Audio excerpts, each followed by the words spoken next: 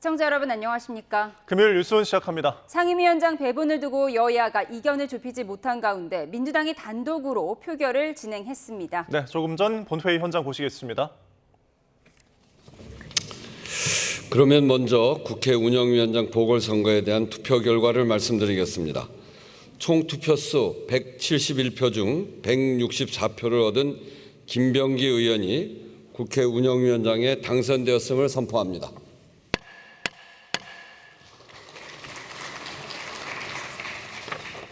다음은 법제사법위원장 보궐선거에 대한 투표 결과를 말씀드리겠습니다.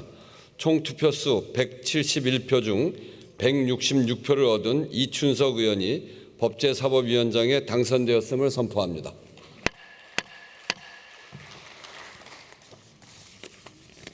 다음은 문화체육관광위원장 보궐선거에 대한 투표 결과를 말씀드리겠습니다. 총 투표수 171표 중 166표를 얻은 김교흥 의원이 문화체육관광위원장에 당선되었음을 선포합니다.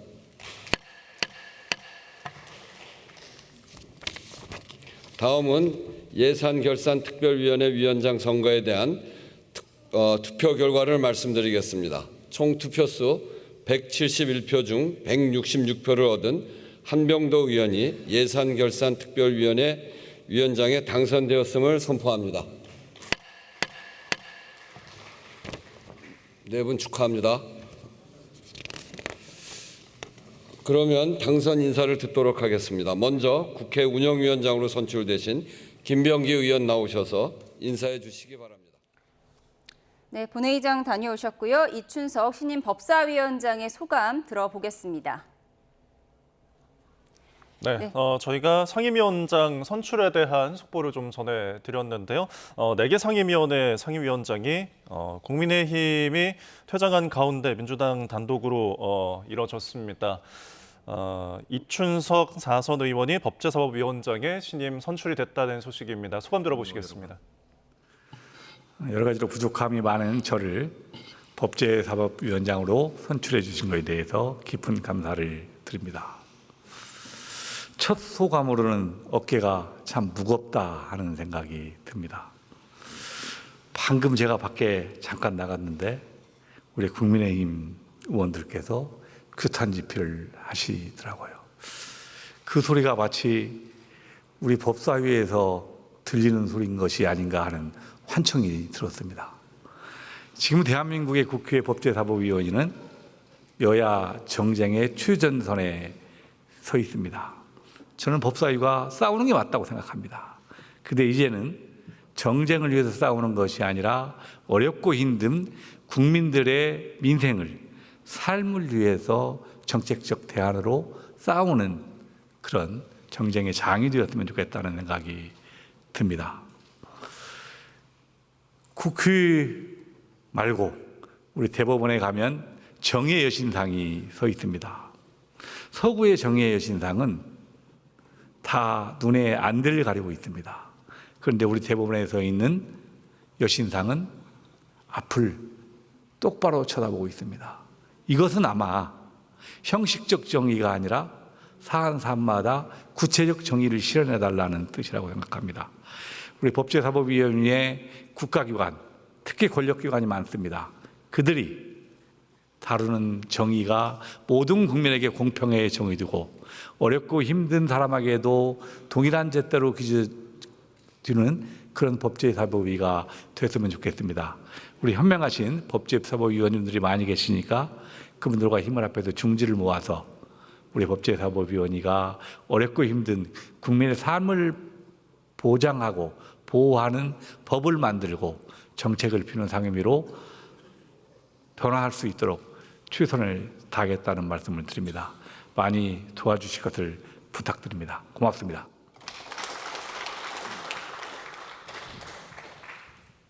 네, 이춘석 신임 법제사법위원장의 소감 들어보셨습니다.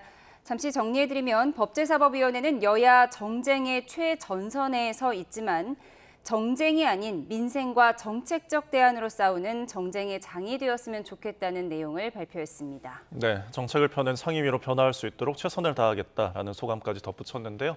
자세한 상임위원장 선출 소식은 더 들어오는 대로 정리해서 전해드리도록 하겠습니다. 네, 다음 소식 이어가겠습니다. 교대역 인근에서 발생한 가스 누출 사고가 모두 수습되면서 일대 교통 통제도 해제가 됐습니다. 무정차로 통과를 했던 교대역 지하철 운행도 오후 2시 40분쯤부터 재개가 됐습니다. 현장에 나가 있는 취재기자 연결해 보겠습니다. 표정우 기자. 네, 서울 서초구 교대역 가스 누출 사고 현장입니다. 네, 지금 상황 어떻습니까? 네, 지금 제 뒤로 보시는 것처럼 가스 배관을 건드렸던 천공기는 철수가 됐고 공사 관계자들이 현장에 투입돼서 굴삭기와 함께 복구 작업을 벌이고 있습니다. 다만 지하철 출입구는 통제가 풀려서 시민들은 원활히 통행을 하고 있고요. 또 교대역 일대에 도시가스 분출이 멈춘 상태라 한때 강하게 진동했던 가스 냄새도 지금은 나지 않고 있습니다. 다만 시민들은 한때 주방에서 가스밸브를 연 것처럼 강한 가스 냄새가 났다고 걱정을 표하기도 했었는데요. 네, 교대역 11번 출구 쪽에서 가스가 누출됐던 신고가 접수된 건 오늘 오전 10시 50분쯤입니다. 소방은 오후 2시 6분에 가스 분출 차단을 완료했다고 밝혔는데요. 주변 건물 출입 통제도 해제했다고 완료했습니다. 서울교통공사는 낮 11시 10분쯤부터 교대역 안으로 가스가 유입된 걸 확인하고 지하철 2호선과 3호선의 무정차를 통과했다가 오후 2시 40분쯤부터 다시 통행을 재개했습니다. 네, 현장에서 인명피해는 없었습니까? 네, 모두 2명의 인명피해가 발생했는데요. 한 명이 가스를 마셔 병원으로 이송된 걸로 확인됐습니다. 교대역 영무원 1명이 병원으로 이송된 건데 승무원이 승객들을 대피 유도하다가 가스를 흡입한 걸로 확인됐습니다. 또 다른 영무원 1명도 연기를 마셔 현장 조치한 걸로 확인됐습니다. 다만 대피 인원은 소방에서 현재 파악 중입니다. 소방은 교대역 일대 도시가스 분출이 멈춘 상태라며 1차적으로 처음엔 3개소를 차단했었는데 누출량이 줄지 않아서 모두 8개소를 차단했다고 밝혔습니다. 네, 오늘 당황한 분들 많았을 텐데요. 지금까지 파악된 사고 경위 전해주시죠. 네, 가스 공급 업체는 신축 빌딩을 짓기 위해 굴착 작업을 하던 중에 배관을 건드린 것으로 확인됐다고 밝혔습니다. 땅에 구멍을 뚫는 작업을 하다가 사고가 난 건데요. 다만 업체 관계자는 누출되는 가스 성분이 메탄으로 인체에 유해하지는 않다고 설명을 했습니다. 업체 관계자는 복구가 예상보다 더 오래 걸린 것에 대해서는 밸브를 잠그고 잔여 가스가 빠져나가는 것에 대해 시간이 오래 걸렸다고 밝혔습니다. 또 지금부터 1,900여 세대의 차단된 가스를 공급하기 위해서 보수 작업을 빠르게 진행하겠다고 밝혔습니다. 지금까지 서울 서초구 교대역 가스 누출 사고 현장에서 YTN 표정호입니다. 네, 서울의 아파트 가격 상승세와 맞물려서 주택담보대출을 중심으로 가계대출이 급증하자 금융당국이 긴급대책을 내놨습니다. 수도권에서 실거주 목적이 아닌 주담대를 전면 금지하고 주담대 한도도 최대 6억 원으로 제한하기로 했습니다. 취재기자 연결해서 자세히 알아보죠. 황유경 기자, 가계대출 급증을 잡기 위해서 대출 규제를 대폭 강화한다는 의미로 받아들여지는데요. 언제부터 시행이 됩니까? 네, 두 조치 모두 내일부터 시행됩니다. 금융당국은 주택담보대출이 가계부채 급증을 주도하는 만큼 수도권 주담대 규제를 대폭 강화하기로 했습니다. 금융위원회가 오늘 오전 관계기관과 함께 긴급 가계부채 점검회의를 열고 수도권의 실거주 목적이 아닌 주택 구입 수요 차단에 나서기로 한 겁니다. 2주택자가 추가 주택을 구입하거나 1주택자가 기존 주택을 처분하지 않고 추가 주택을 구입할 경우 주담대를 전면 금지하기로 했습니다. 또 수도권에서 주담대 한도도 최대 6억 원으로 줄이기로 했습니다. 고가주택 구입에 과도한 대출 활용을 제한하겠다는 의미입니다. 수도권 주담대 대출 만기도 최대 40년에서 최대 30년 이내로 줄였습니다. 세입자 전세대출을 주택 구입에 활용하는 소유권 이전 조건부 전세대출 금지도 강화되는데요.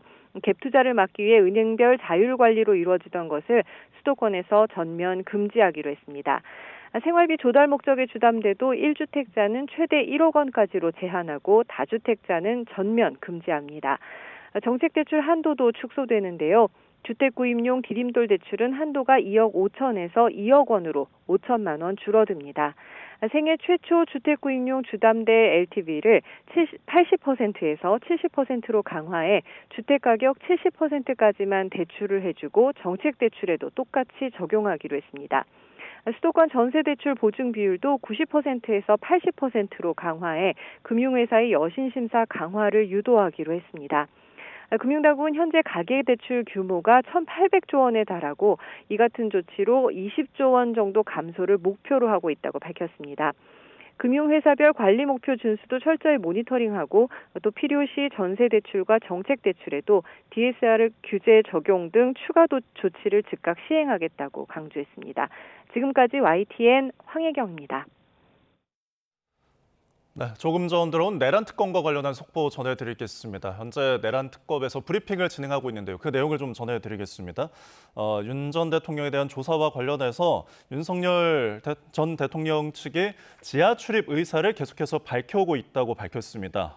출석 불응으로 간주되는 상황이 나오지 않길 바란다고 내란 특검이 밝혔는데요. 전 대통령 지위 등에 비춰서 그런 상황이 발생하지 않길 믿는다라고 덧붙이기도 했습니다. 또한 윤 전 대통령의 출석과 관련해서 경호처 그리고 서울경찰청과 협의를 하고 있다고 밝혔고요. 윤 전 대통령의 조사를 위한 사무실을 마련한 상황이고 야간 조사는 본인 동의 하에 가능하고 결국 본인의 의사에 달려 있다라고 말을 했습니다. 조사와 관련된 부분에서 윤 전 대통령의 의사를 반영할 것이다라는 말을 덧붙이기도 했습니다.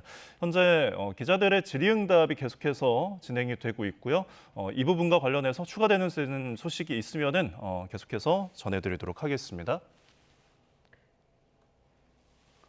다음 소식입니다. 이 영남과 호남 대부분 지방에 올해 첫 폭염특보가 내려졌습니다. 대구의 낮 기온이 오늘은 33도, 내일은 34도까지 치솟을 것으로 보이는데요. 대구에 나가 있는 취재자 연결해서 더위 상황 알아보겠습니다. 이윤재 기자. 네, 대구 동성로에 나와 있습니다. 네, 대구에 폭염주의보가 내려졌는데요. 기온이 얼마나 올랐나요? 네, 오후 3시 기준 대구의 낮 기온은 32.4도로 기록됐습니다. 그늘이 아니면 햇볕에서는 5분만 서 있어도 등줄기에 땀이 흘러내릴 정도로 덥습니다. 지금 제 주변으로 걸어다니는 사람들의 옷차림만 봐도 이곳 대구가 얼마나 더운지 짐작할 수 있는데요. 남녀 할 것 없이 민소매의 반바지 차림으로 더위를 피하는 모습입니다. 양산이나 모자를 쓰고 햇볕을 가리기도 하고 또 시원한 음료를 손에 들고 마시면서 걷는 이들도 쉽게 찾아볼 수 있습니다. 대구를 비롯해 영남과 호남 등 남부 대부분 지방에 오전 11시부터 폭염주의보가 내려졌습니다. 폭염주의보는 최고 체감온도가 33도 이상인 상태가 이틀 이상 지속할 것으로 예상될 때 발령되는데요. 남부지방에 폭염특보가 내려진 건 올여름 들어 오늘이 처음입니다. 지난해 대구 지역 첫 폭염주의보는 6월 10일이었는데요. 지난해보다는 17일 늦은 기록입니다. 기상청은 고온다습한 공기와 강한 햇빛의 영향으로 이번 더위가 당분간 이어질 것으로 예보했습니다. 이렇게 날씨가 갑자기 더워지면서 일사병 또 열사병과 같은 온열 질환 우려가 커지고 있습니다. 폭염특보가 내려지면 물을 자주 마시고 주기적으로 그늘을 찾아 휴식을 취하는 게 필요합니다. 또 한낮에는 농사일이나 공사장 야외 작업을 자제하는 등 안전에 각별한 주의를 기울이는 게 좋겠습니다. 지금까지 대구 동성로에서 YTN 이윤재입니다. 자신이 타고 있던 택시의 운전기사를 살해하고 달아난 혐의로 체포된 20대 남성에 대해 경찰이 밤샘 조사를 벌였습니다. 이 남성은 택시기사가 길을 못 찾아 다퉜다고 진술한 것으로 파악이 됐는데요. 경찰은 이 남성에게 강도살인 혐의와 살인미수 혐의를 적용해 수사하고 있습니다. 사회부 취재기자 연결해서 자세히 알아보겠습니다. 오승훈 기자. 네, 지금 경기 화성 서부경찰서에 나와 있습니다. 네, 어제 체포한 남성에 대해서 경찰이 밤샘 조사를 벌였다고요? 네, A씨는 검거 당시 손에 부상을 입은 상태였습니다. 경찰은 A씨가 범행을 저지르다 손을 다친 것으로 보고 있습니다. A씨는 수술을 받은 뒤 어젯밤 경찰서로 호송돼 밤샘 조사를 받았습니다. A씨는 자신의 혐의를 인정하고 있는 것으로 확인됐는데요. A씨는 경찰 조사에서 피해 택시기사가 길을 찾지 못해서 다투다 범행을 저질렀다고 진술한 것으로 파악됐습니다. 경찰은 A씨를 검거하며 흉기 3점을 발견했는데 피해 택시기사를 살해할 때 쓰인 흉기도 포함된 것으로 조사됐습니다. A씨는 경찰에 자신을 보호하기 위해 흉기를 가지고 다녔다고 말한 것으로 확인됐습니다.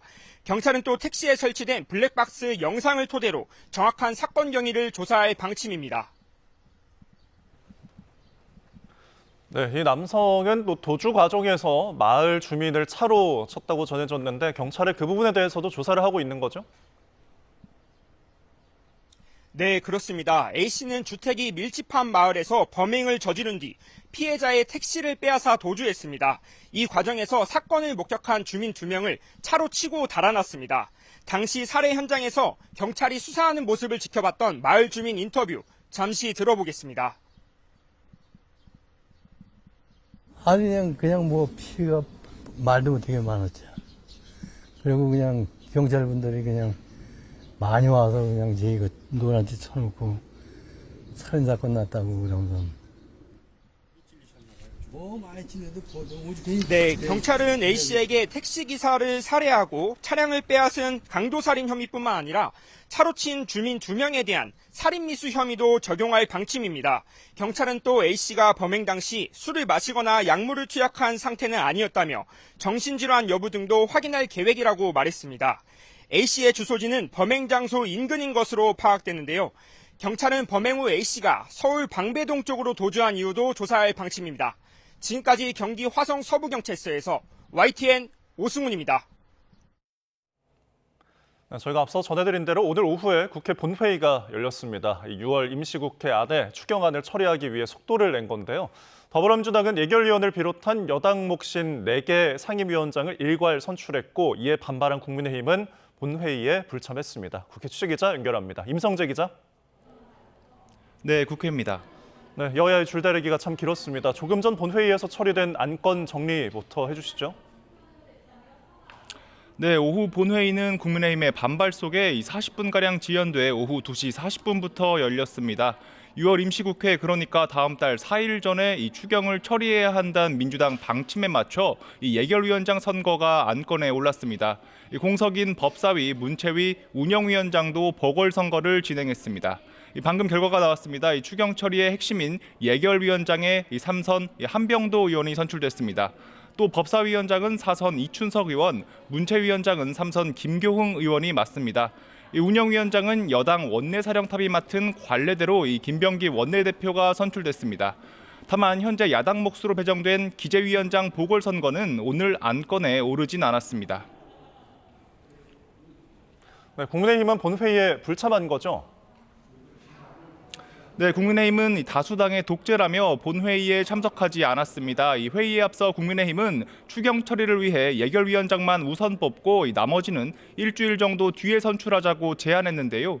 적어도 법사위원장만큼은 균형과 견제를 위해 제2당이 맡아야 한다고 고수해왔습니다. 결국 이 같은 요구가 받아들여지지 않자 국민의힘 의원들은 본회의가 진행되는 동안 국회 로텐더홀에서 규탄 대회를 열었습니다. 송원석 원내대표는 이 자리에서 소통과 대화, 협치를 복원하겠다던 이재명 대통령의 말은 새빨간 거짓말로 드러났다고 비판했습니다. 또 민주당을 향해선 대화는 요식행위에 불과한 것이냐며 소통은 쇼통에 불과한 것이냐고 물었습니다.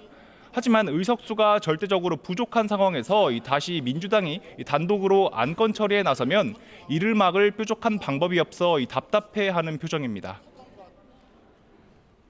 네, 내일 윤석열 전 대통령 특검 출석을 두고는 여당에서 날선 반응이 나왔죠?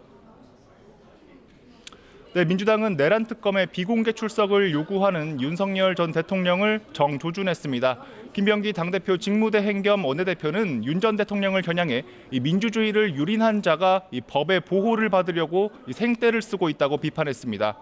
구속 취소 결정부터 체포영장 기각까지 사법부가 윤 전 대통령의 편을 들어준 것만 벌써 4번째라며 더는 특혜를 주지 말라고 힘주어 말했습니다. 내란 수계 윤석열에게 더 이상의 특혜는 사치이자 시간 낭비입니다. 아울러 내란 세력 부활이라는 국민의 우려를 불식시켜야 한다며 이 특검의 흔들림 없는 수사도 촉구했습니다. 국민의힘은 김민석 총리 후보자의 인준 문제를 고리로 이재명 대통령과 민주당을 싸잡아 비판했습니다. 송원석 원내대표는 민주당이 민심을 철저히 외면한 채 이 대통령의 의중, 즉 명심만 바라보며 거수기 역할에 몰두한다고 비판했습니다. 그러면서 민주당 청문위원들은 김 후보자 문제를 지적한 야당 청문위원을 향한 정치적 린치를 서슴지 않고 있다며 공식적인 사과를 요구했습니다. 명심만 명심하는 참으로 국민에게 부끄러운 모습입니다. 인사청문특위 야당 간사인 배준영 의원도 김 후보자는 의혹에 대한 소명에 결국 실패했고 해명을 보자던 이 대통령도 묵묵부답이라고 지적했습니다. 상임위원장 선출 문제에 이어 국무총리 인준 표결까지 기다리고 있어서 여야 긴장감은 고조되는 분위기입니다. 지금까지 국회에서 YTN 임성재입니다. 이재명 대통령이 호국 보훈의 달을 맞아 국가유공자들을 청와대로 초청해 점심을 함께 먹었습니다. 국가를 위해 특별한 희생을 치른 분들에게는 특별한 보상이 필요하다고 강조했는데 최근 들어 안보와 보훈을 강조하며 보수층 지지를 호소하는 모양새입니다. 대통령실 취재기자 연결합니다. 홍빈기 기자. 네, 용산 대통령실입니다. 네, 이 대통령이 국가유공자들을 만났다고요? 네, 그렇습니다. 이재명 대통령은 오늘 오전 11시 반 국가유공자와 후손, 보훈가족 160여 명을 청와대 영빈관으로 초청했습니다. 호국 보훈의 달, 대통령의 초대라는 제목으로 이 대통령 취임 이후 청와대에서 처음으로 열린 행사인데요. 오늘 행사에는 6.25 참전 유공자와 연평해전 유족, 천안함 피격사건 피해자들과 광복회 등 보훈단체 관계자들이 참석했습니다. 6.25 참전 유공자의 손녀인 오정연 아나운서가 행사 사회를 맡았고 마찬가지로 참전 유공자의 아들인 배우 신현준 씨도 특별 초청자 자격으로 자리에 참석했습니다. 이 행사는 호국 영령을 위한 묵념과 함께 현역 간호장교인 육군 소위가 6.25 참전 유공자인 할아버지에게 보내는 편지를 낭독. 연단에 올라 6.25 전쟁과 4.19 혁명, 월남전, 5.18 민주화운동, 서해 수호의 역사를 통해서 오늘의 대한민국이 있다며 깊은 감사를 표한다고 말했습니다. 또 유공자와 참석자들의 이름을 한 명 한 명 부르며 박수를 유도하기도 했는데요. 국가를 위해 희생한 분들에게 그동안 우리 현대사가 너무 소홀했다며 특별한 희생엔 특별한 보상이 필요하다고 강조했습니다. 이 대통령의 발언 직접 들어보시겠습니다. 아주 많이 들리는 얘기로 독립운동하면 3대가 망하고 친일하면 3대가 흥한다. 이런 얘기가 회자되겠습니까? 이제는 그러지 말아야 되겠죠. 네, 이어 이 대통령은 홍게살, 전복 냉채 등 보양 음식과 화합의 의미를 담은 탕평채 등으로 참석자들과 점심을 함께 했는데요. 이 대통령은 최근 들어 여러 차례 안보와 보훈을 강조하고 있습니다. 취임 뒤 최전방 부대와 접경 지역을 방문하는 등 안보 관련 일정을 소화했고 지난 24일 국무회의에서는 안보 문제는 아무리 강조해도 지나치지 않다며 보상과 예우를 강조하기도 했습니다. 이 호국 보훈의 달인 6월을 맞아 관련 일정을 잇따라 이어가는 동시에 이 보수층의 핵심 의제인 안보와 보훈을 강조하며 국민 통합에 나서겠다는 의도로 풀이됩니다. 지금까지 용산 대통령실에서 YTN 홍민기입니다.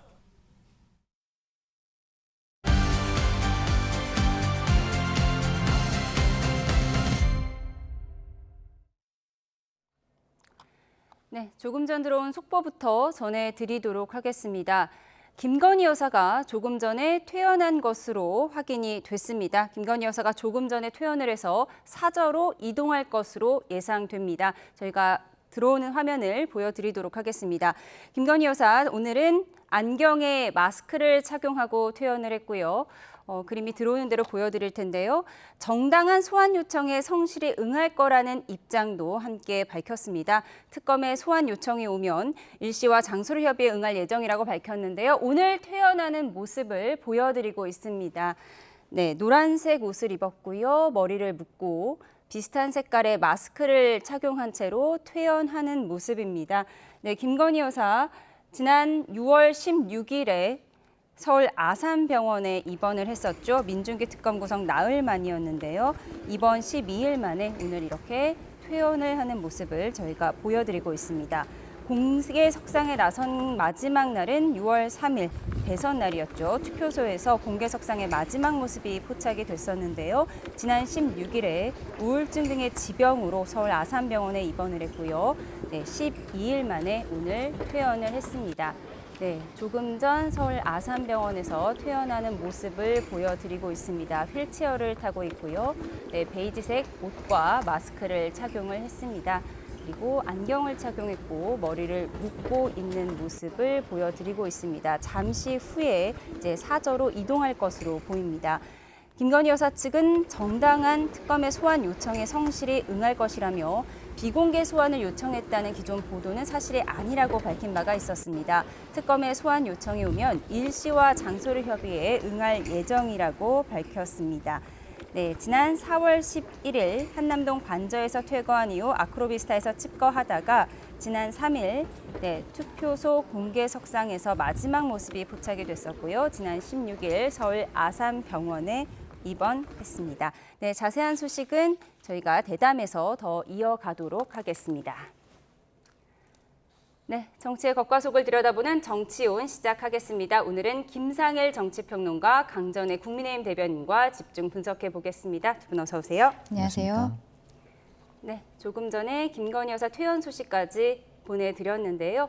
내란 특검이 윤석열 전 대통령 출석 방식에 대해 강경한 입장인 가운데 윤 전 대통령 측은 협의가 되지 않아도 내일 출석할 거란 입장을 거듭 밝히고 있는데요. 윤 전 대통령 측의 목소리도 들어보시겠습니다.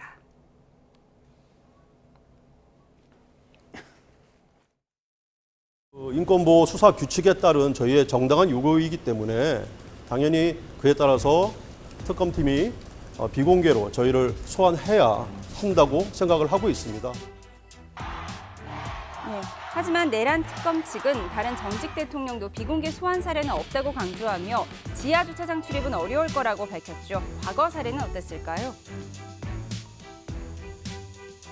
국민 여러분께 송구스럽게 생각합니다. 성실하게 조사에 임하겠습니다. 역사에서 이번 일로 마지막이 되었으면 합니다. 다시 한번 국민 여러분들께 죄송스럽다는 말씀을 드립니다. 그런데 윤 전 대통령 지금 재판을 받을 때 지상 출입료로 다니며 지지자들을 향해 인사를 건네기도 했죠. 그렇다면 왜 특검에는 비공개 소환을 요청한 걸까요? 민주당 반응까지 듣고 오시죠.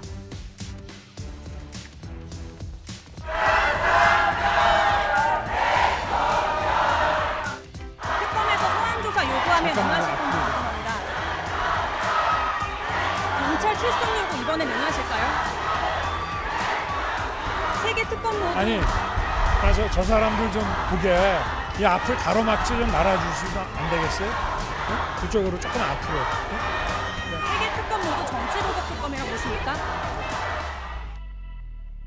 포털라인에 세우는 걸 항상 기본으로 삼아왔던 수사 기법을 썼던 사람이 자기에 대해서는 하지 말라라는 것은 매우 모순적인 태도인 것이죠. 휴가를 내고 와야 되는 직장인 같은 경우에는 한두 시간 가지고도 부탁을 할 수는 있습니다. 근데 그 말도 사실 무서워서 못해요. 일반 국민들은.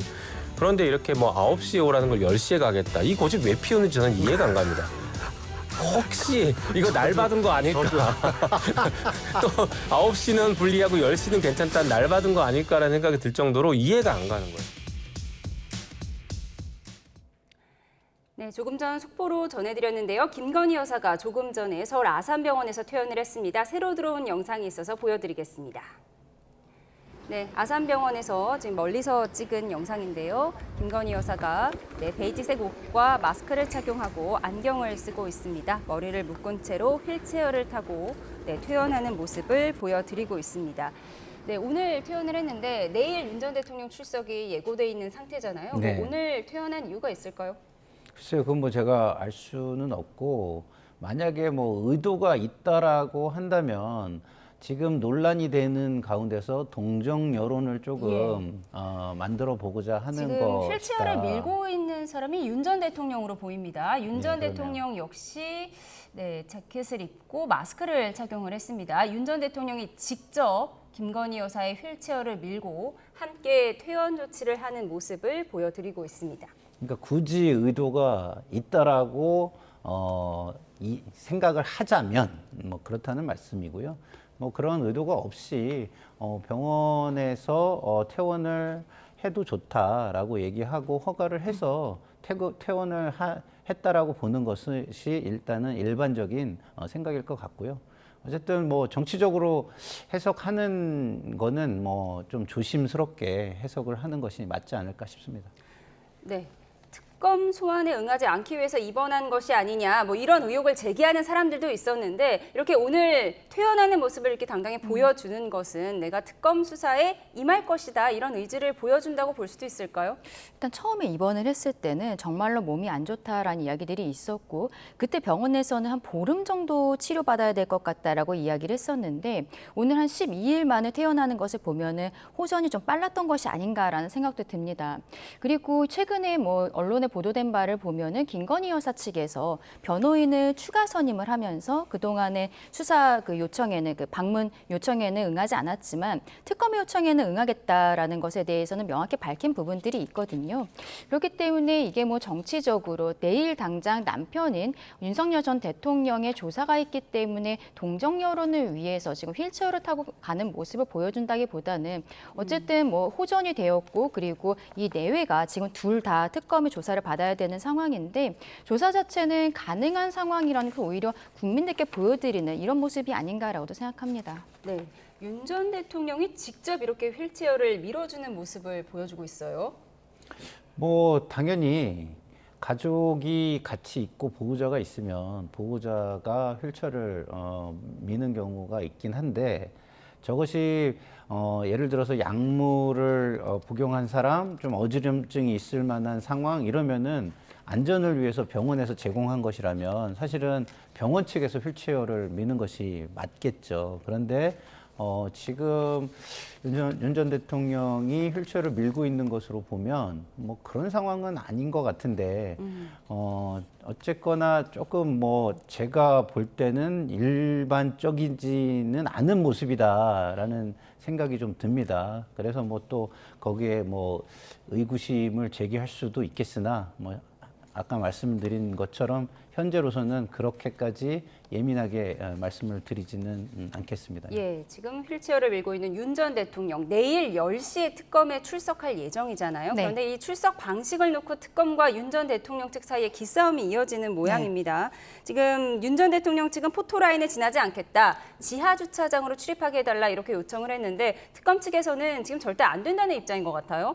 그렇죠. 근데 사실 이거는 윤석열 전 대통령 개인에 대한 문제가 아니라 인권보호 수사 규칙이라는 것이 있습니다. 여기에 있어서 피해자를 소환하고 이제 출석하는 가운데 있어서 스스로의 명예라든지 이런 것들을 지킬 수 있도록 배려해야 된다라는 의무가 규칙으로 있는 것이거든요. 근데 지금 특검에서는 과거의 전 대통령들도 이미 공개적으로 오지 않았냐라고 이야기를 하지만 이 규칙 자체가 문재인 정부 때 생겼던 거예요. 그래서 조국 전 장관 같은 경우에도 비공개로 그 조사를 받았었던 것이 바로 이 규칙이 있었기 때문이거든요. 조국 전 장관이 추진을 하고 또 예. 제1의 수혜자가 본인이다 이런 비판도 당시에 있었던 것 같아요. 예, 그렇기 때문에 지금 여기에 대해서 특검에서 이야기하는 것은 오히려 원칙에서 약간 벗어난 이야기를 하는 것이 아닌가라고 생각이 들고 또 심지어 비공개라고 생각을 한다면 뭐 일시와 장소 이런 것들을 국민들이 모르게 하는 것을 비공개라고 생각할 수 있을 것인데 지금 같은 경우에는 뭐 일시 장소는 이미 드러난 것이고 그 출입하는 방식에 대해서만 다른 사람들이 보지 않도록 해달라고 이야기를 하는 것이어서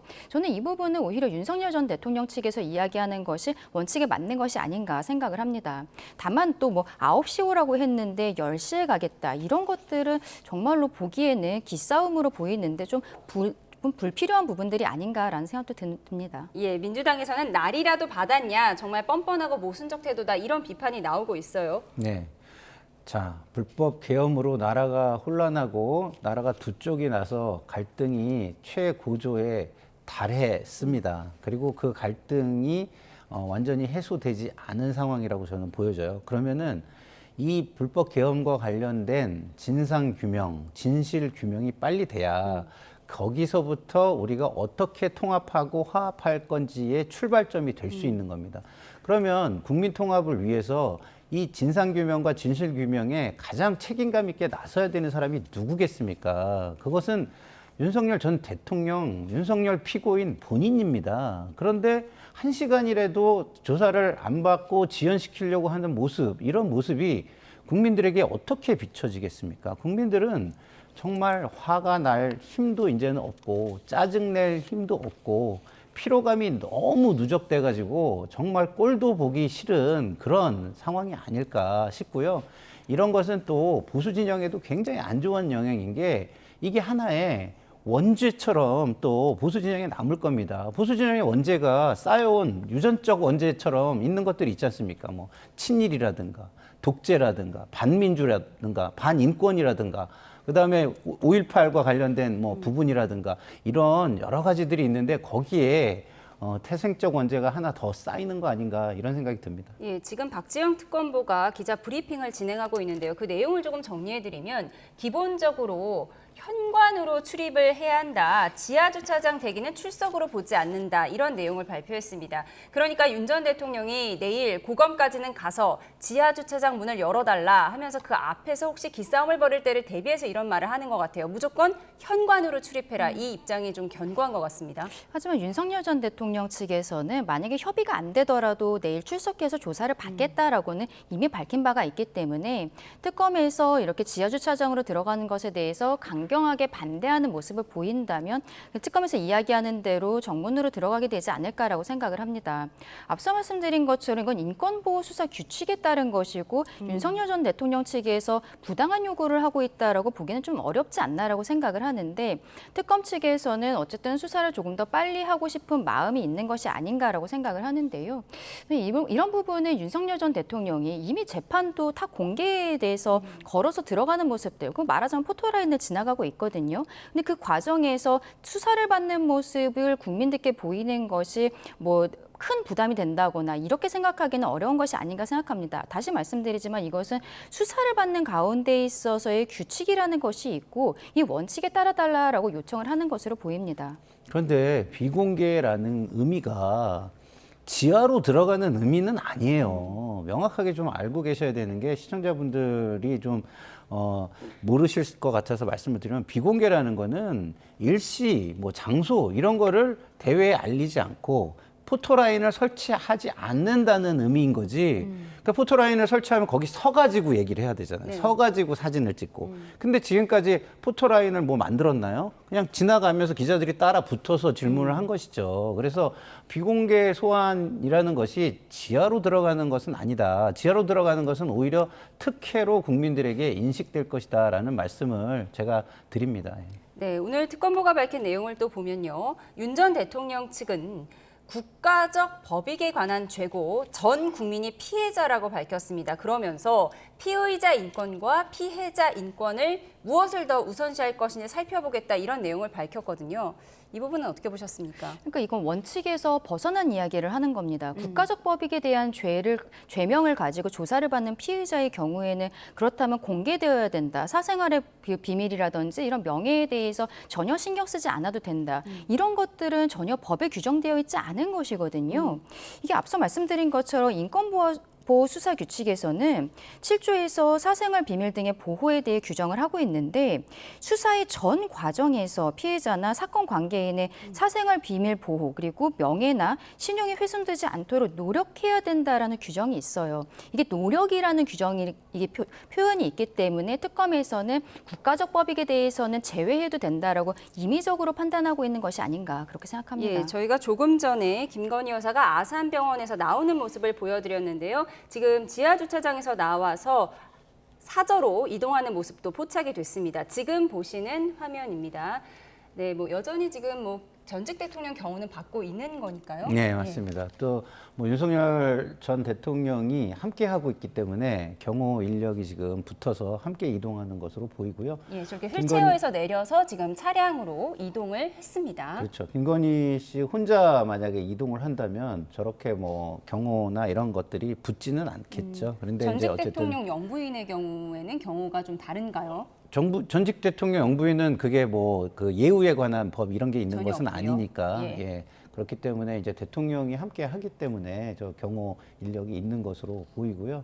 어쨌든 저런 모습들을 이렇게 보여주는 것이 국민들의 어떤 법 감정, 국민 정서에 도움이 될지는 저는 잘 모르겠습니다. 왜냐하면 굉장히 무슨 모시듯이 하는 거잖아요, 저게. 근데 지금 피고인들이에요. 그러면 반성하는 모습, 겸손한 모습, 이런 모습을 국민들이 봐야 조금 안쓰러움도 느끼고 동정심도 느끼고 그러는 건데 뭐 마치 아직도 뭔가 대우를 받는 사람, 뭔가 권한과 권력과 지위를 누리는 사람 이렇게 보여지지 않을까 싶습니다. 예, 조금 전에 이렇게 서울 아산병원에서 카니발 차량에 윤 전 대통령이 지금 조수석에 탑승을 한 것 같고요. 뒷자리에 휠체어에서 내린 김건희 여사가 탑승을 했습니다. 조금 전에 출발을 했고요. 이제 서울 아산병원에서 서초동 아크로비스타로 이동 중에 있습니다. 뭐 거리가 멀지는 않으니까요. 한 20분 정도가 걸리지 않을까 이런 생각이 드는데요. 지금 보시는 화면은 이제 병실에서 이제 병원 밖으로 이동하는 모습입니다. 휠체어를 타고 이제 베이지색 의상과 마스크 그리고 안경을 착용한 채로 이동을 하고 있습니다. 윤 전 대통령이 직접 김건희 여사의 휠체어를 미는 모습도 보여드리고 있습니다. 지금 김건희 여사 측은 아무래도 변호인과 함께 이제 특검 수사에 대비하고 있겠죠. 그렇죠. 변호인을 추가 선임한다라고도 이야기를 하면서 특검에서 소환 요청이 왔을 때는 적극 응하겠다라는 의지를 보여주고 있는 것으로 보입니다. 그러면은 지금 현재로서는 그동안의 소환에 대해서 응하지 않았지만 특검에서도 곧 소환 요청이 있을 것이라고 생각을 하거든요. 그때 갈 때도 휠체어를 타고 들어갈지는 모르겠습니다만 처음에 한 보름 정도 병원에 입원해야 될 것 같다라는 의료진의 소견이 있었는데 한 12일 만에 퇴원한 것을 보면은 이제는 뭐 건강이 어느 정도 괜찮다라는 의료진의 그 생각이 있었던 것이 아닌가 보입니다. 왜냐하면은 특검에 곧 조사를 받게 될 것이라는 것은 의료진 측에서도 알고 있을 것이고 이게 굉장한 스트레스적인 상황이 될 것인데 이것을 이겨낼 수 있다라는 판단이 있어서 퇴원시켰다라고 생각을 하거든요. 그렇다면은 특검 측에서도 아마도 여기에 대한 진단서 같은 것은 김건희 여사 측에서 제출을 하겠지만 판단해서 아마 신속하게 소환 조치가 있지 않을까 생각합니다.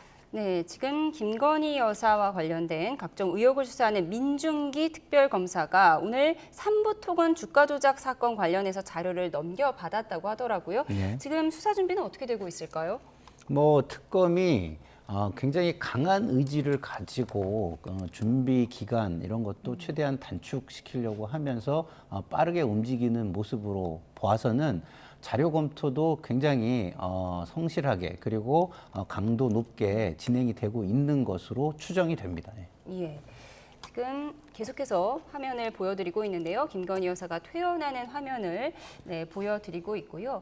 김건희 여사가 공개 소환에 응할 것인가 이 부분도 관심인데 지금 김건희 여사 측에서는 당당히 소환 요청에 응할 것이다 이런 내용은 밝히기도 했지만 윤 전 대통령이 이렇게 비공개 소환 조사를 고집하는 이유가 김건희 여사와도 관련이 있지 않겠느냐 이런 분석도 일각에서는 나오더라고요. 그렇죠. 왜냐하면은 이미 윤석열 전 대통령은 포토라인을 통해서 재판을 받고 있는 과정을 거의 매주 월요일마다 국민들께서 보고 계시거든요. 그래서 본인이 특검이 조사받으러 들어가는 모습이 지금까지의 모습과 뭐 크게 다른 것이냐 이런 의문점들이 있는데 그럼에도 불구하고 지하주차장으로 들어가겠다는 것이 어떻게 보면은 김건희 여사도 곧 소환이 됐을 때 김건희 여사가 포토라인에 서지 않도록 하려는 뭐 나름대로 배려랄까요? 이런 것이 아닌가라는 이야기들도 나오는 것으로 보입니다.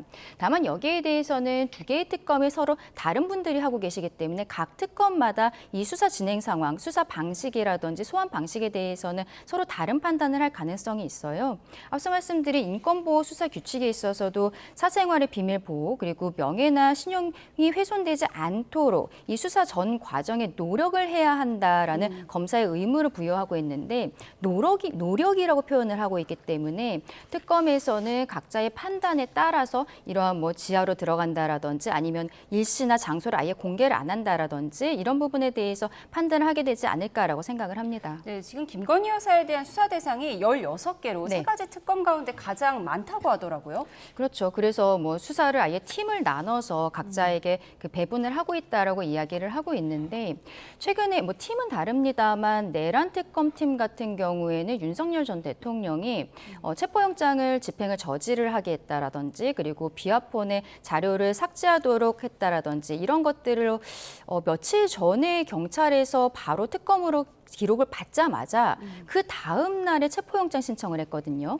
법원에서는 특검에서는 아직까지 소환 요청을 한 적이 없고 또 윤석열 전 대통령 측에서 특검의 소환 요청에 응하겠다라는 의견서가 들어왔기 때문에 영장 자체는 기각을 했습니다만 굉장히 빠른 속도감을 보이고 있어요. 그러면은 지금 김건희 여사 같은 경우에도 또 최근에 도이치모터스 주가 조작과 관련해서는 서울고검에서 새롭게 확보한 증거가 있는 만큼 아마도 지금 소환이라든지 이런 것들도 빠르게 이루어질 가능성이 있을 것이라 생각합니다. 지금 뭐 특검은 내란 특검, 김건희 특검, 최상병 특검 세 가지 특검이지만 사실 좀 겹치는 부분도 있는 거잖아요. 그렇죠. 겹치는 부분도 있죠. 그렇지만 어쨌든 그 겹치는 부분도 역할 분담을 해가지고 할 것이고요. 뭐 이걸 중복적으로 수사를 하지는 않을 거예요. 예. 그래서 아마 이렇게 어느 한 특검에서 특정한 자료가 확보되거나 그러면은 뭐 충분히 그런 것들을 또 다른 특검에서 요청해가지고 받아보고 할 수 있는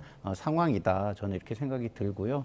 뭐 그 피고인들을 괴롭히기 위해서 뭐 번갈아 부르고 뭐 이런 일은 저는 하지 않을 것으로 보입니다. 근데 어쨌든 지금 윤석열 대통령과 김건희 여사의 저런 모습, 뭐 병원에서 만약에 계속 있었으면 여론이 더 안 좋아졌을 거예요. 왜냐하면 의료 대란으로 모든 국민들이 지금 아직도 피로감과 힘들어하는 분들이 많은데 병원에 들어가가지고 그거를 보여주면서 특검 수사를 또 좀 뭐랄까요, 피하려고 한다든가 아니면 동정을 끌어내려고 한다고 한다면 오히려 그거에 대한 반감이 훨씬 저는 커질 거라는 생각이 듭니다. 예, 지금 계속해서 김건희 여사 퇴원 관련 화면을 보여드리고 있습니다. 내용을 조금 더 정리해드리면 지난 4월 11일에 한남동 관저에서 퇴거한 이후에 아크로비스타에 집거를 하다가 지난 6월 3일 대선 때 투표소에 공개석상에 마지막으로 포착이 됐습니다.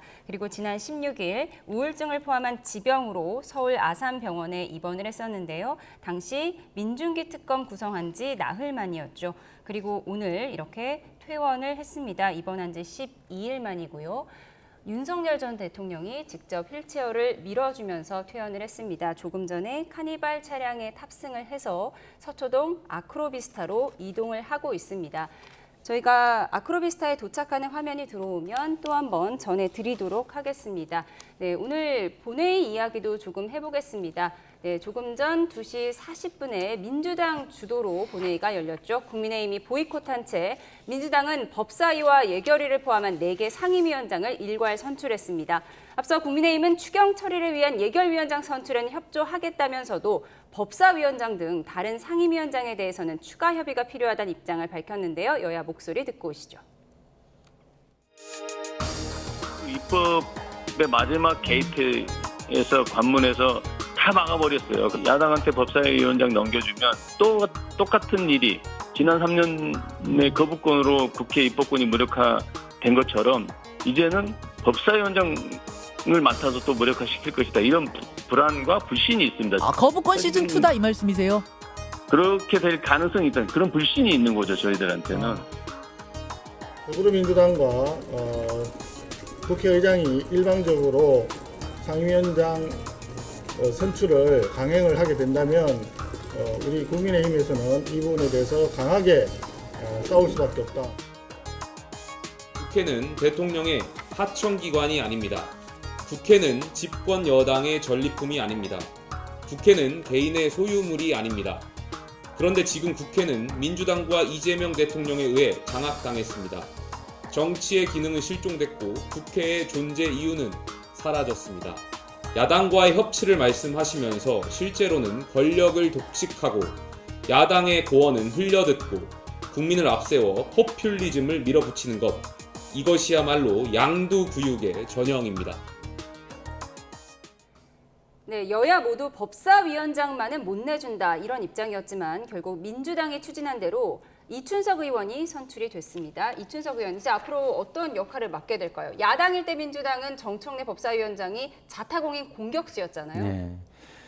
이제는 집권 여당이고 행정부가 가지고 있는 행정력과 공권력도 가지고 있고 그리고 의회에서는 또 절대 다수 그리고 국회의장의 의사권도 가지고 있는 정당입니다. 그렇기 때문에 이춘석 의원이 국회 사무총장 출신이잖아요. 그러면은 국회가 돌아가는 기본 본질적인 원리 그리고 지향점에 대해서 잘 알고 계실 거라고 저는 생각을 합니다. 뭐 사실은 저는 개인적으로 법사위원장은 야당에 줘서 민주주의의 어떤 균형과 견제라는 그 시스템을 지켜나가는 게 맞다고 봤습니다만 이제 결론이 났어요. 그런 얘기는 이제 의미가 없는 것입니다.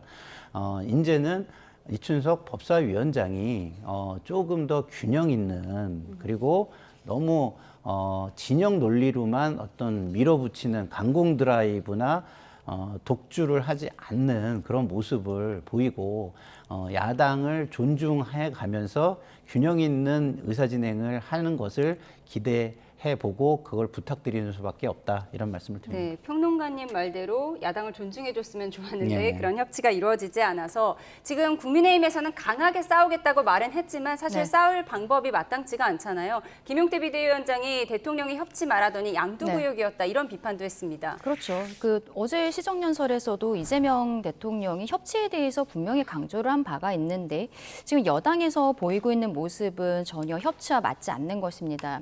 이번 21대 국회 시작할 때 그때 상임위 배분을 할 때도 민주당에서 그동안에 국회 관행이 있었잖아요. 1당에서 국회의장을 가져가고 2당에서 법사위원장을 가져가는데 일단 국회의장 가져간 거야 뭐 그동안의 관행이었으니까 그렇지만 법사위원장을 가져갈 때는 행정부를 견제해야 된다라고 하면서 본인들이 가져가겠다고 지금까지의 관행을 무시하고 그렇게 가져갔습니다.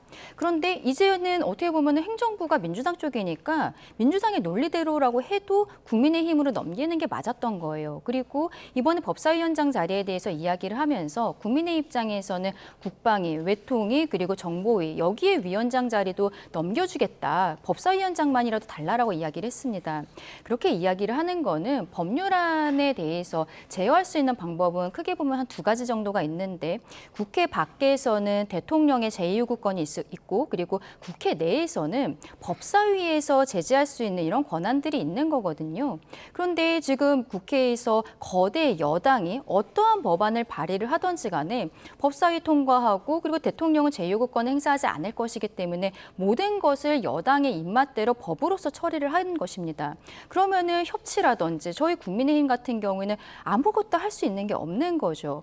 이런 것들을 당연히 민주당에서 알고 있고 그렇기 때문에 그동안에 2당에서 야당에서 법사위원장 가져가야 한다고 스스로도 이야기를 했으면서 이렇게 대통령이 시정연설에서 이야기한 것도 하루 만에 뒤집는 모습 정말 유감이라고 말씀드릴 수밖에 없습니다. 예.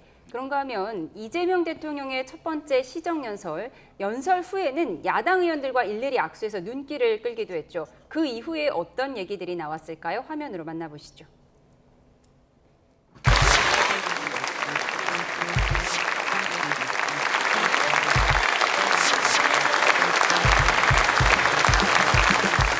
제가 이제 의견이 있기 때문에 각별히 잘 부탁드립니다.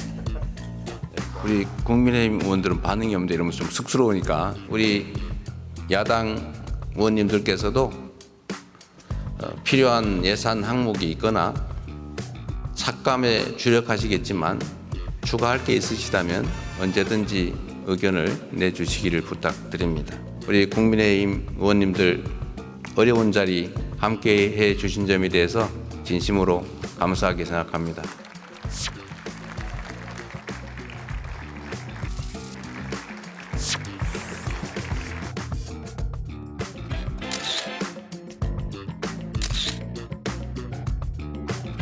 당연한 일이 당연하지 않게 됐다가 다시 당연한 일이 된 그 장면이기 때문에 저는 굉장히 좋게 봤고 대통령이라는 자리는 어떻게 보면 가장 어려운 자리인데 그리고 대립과 당연하죠. 갈등이 있으면 더 마다하지 않고 가서 얘기도 듣기도 하고 손도 내밀고 해야 돼요.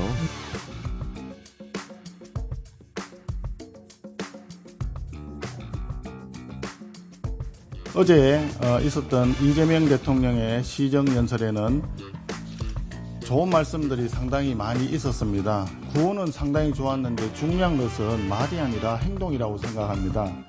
내로남불식 구호가 아닌 실천을 통한 협치, 법 앞의 평등이 진정으로 실현되어야 합니다.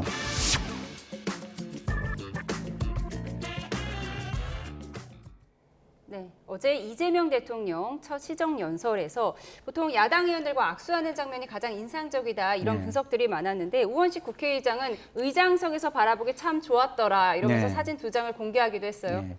이재명 대통령의 행보는 국민 통합과 협치를 향해서 가고 있다고 저는 생각합니다. 그래서 지금 이런 일련의 의회에서 일어나는 일을 대통령과 결부시키는 거는 저는 안 맞다고 생각해요. 이건 의회의 모습인 거예요. 그러면은 대통령의 의지가 그렇지 않은데도 왜 이런 일이 일어나느냐 이렇게 질문하실 수 있는데 그것은요. 지금 의원들이 강성 지지층의 눈치를 너무 많이 보기 때문입니다. 그리고 김병기 의원이 만약에 법사위를 내주면 원내대표 자리를 지키지 못할 것이다 이런 얘기도 돌아요. 그것은 왜 그런 거냐면 의원들이 강성 지지층을 이용해서 자기 권력을 추구하려는 의원들이 너무 많은 거예요.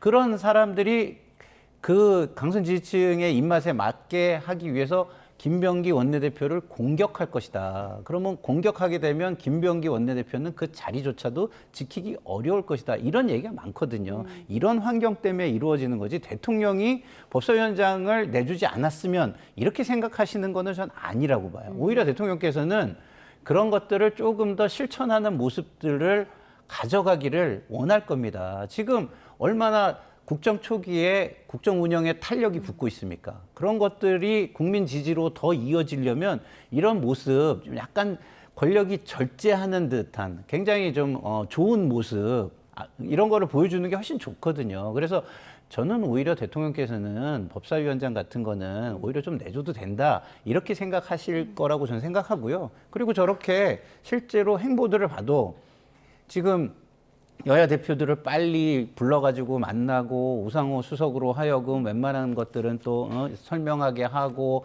그다음에 송미령 장관도 그 내부의 반발을 무릅쓰고도 이렇게 협치의 모습으로 유임 임명하고 이런 모습들이 대통령의 모습인 거예요. 그래서 지금 뭐 송원석 원내대표나 우리 강 대변인님께서 대통령을 여기에 갖다 결부시키면 저는 오히려 더 대통령을 밖으로 밀어내는 결과가 되기 때문에 그거는 좋은 전략은 아니다 이런 생각이 듭니다. 어제 대통령 시정연설에 야당의 야유도 없고 피켓 시위도 없고 악수하는 모습이 훈훈했다 이렇게 분석이 나오고 있는데 송원석 원내대표가 내로남불이라고 이렇게 메모에 적는 모습이 포착이 됐어요. 사실 참 이 국회 안에서 의원들의 휴대폰 같은 게 기자들의 카메라에 포착된 경우가 종종 있었는데 의도한 걸까요? 어느 정도는 그렇지 않았을까 생각합니다. 왜냐하면 조금 아까 영상에서도 송원석 원내대표가 내로남불이라는 단어를 다시 한번 쓴 부분들도 있거든요. 이재명 대통령이 협치에 대해서 이야기하고 그리고 공정사회, 상식, 합리적 사회 이런 표현들을 썼는데 이게 지금 여당의 모습과 맞닿아 있지 않다라고 생각이 드는 것이죠. 지금 법사위에 대한 부분들도 왜 대통령에게까지 이렇게 이야기를 하느냐라고 말씀하시지만 저는 지난 주말에 저희 국민의힘 지도부와 대통령의 오찬이 있었잖아요. 그때 국민의힘 측에서는 법사위원장 자리를 대통령에게 이야기를 했습니다. 민주당에서는 왜 이거는 국회의 일인데 번지수가 잘못된 거 아니냐, 왜 대통령에게 이야기하냐라고 해요. 그런데 지금 김병기 원내대표가 선출되는 과정에 있어서 법사위원장 자리 주지 않겠다라고 공약처럼 이야기한 부분이 있기 때문에 저는 김병기 위원장 원내대표가 지금 법사위원장으로 딜을 할 수 있는 위치가 아니라고 생각을 합니다. 그러면 그때 저희가 오찬 자리에서 이야기를 했을 때 만약에 이재명 대통령이 여당에서도 협치의 정신에 대해서 조금 더 생각해달라 이 정도 말 한 번 정도 해줬으면 김병기 원내대표에게도 저는 공간이 열렸을 것이라고 생각을 하거든요. 그런데 이재명 대통령이 그 이야기에 대해서 국회에서 할 일이다라고 이야기를 하면서 그냥 거두절미하고 끝나버린 것이죠. 이런 부분들이 굉장히 아쉽다라고 말씀을 드리는 것입니다. 그리고 지금 어쨌든 민주당에서 대통령이 말한 협치 이런 것과 맞지 않는 부분으로 법사위원장 자리를 가져간 것뿐만 아니라 공정한 사회 이런 것들 대통령이 이야기하고 있는데 김민석 총리 후보자의 지금 전적들을 보았을 때 국민들께서 저런 사람이 공정한 사회 여기에 있어서의 그 국정 2인자가 될 수 있는 사람인가 의문을 갖고 계신 분들이 많거든요. 바로 그런 부분을 지적하기 위해서 송원석 원내대표가 저런 단어를 쓴 것이 아닌가 생각합니다. 근데 대통령은요.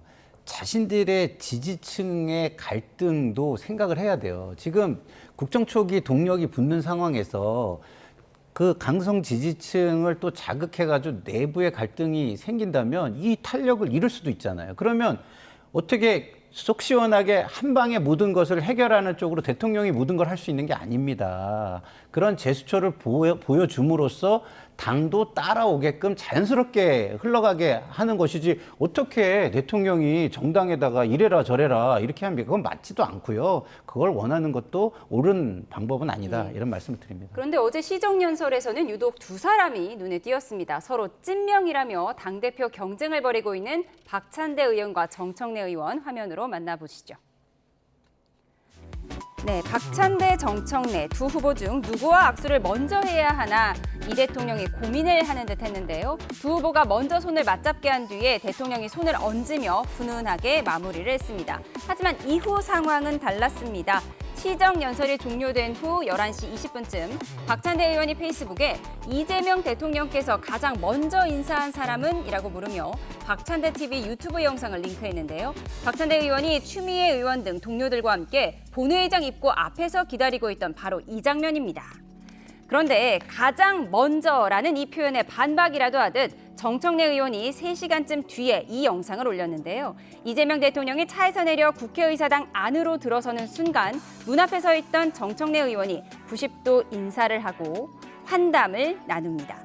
대통령이 본회의장에 가기 전 국회의사당 문에서 먼저 자신을 만났다는 걸 강조한 거죠. 잠깐 들어보겠습니다. 방법이 되겠다.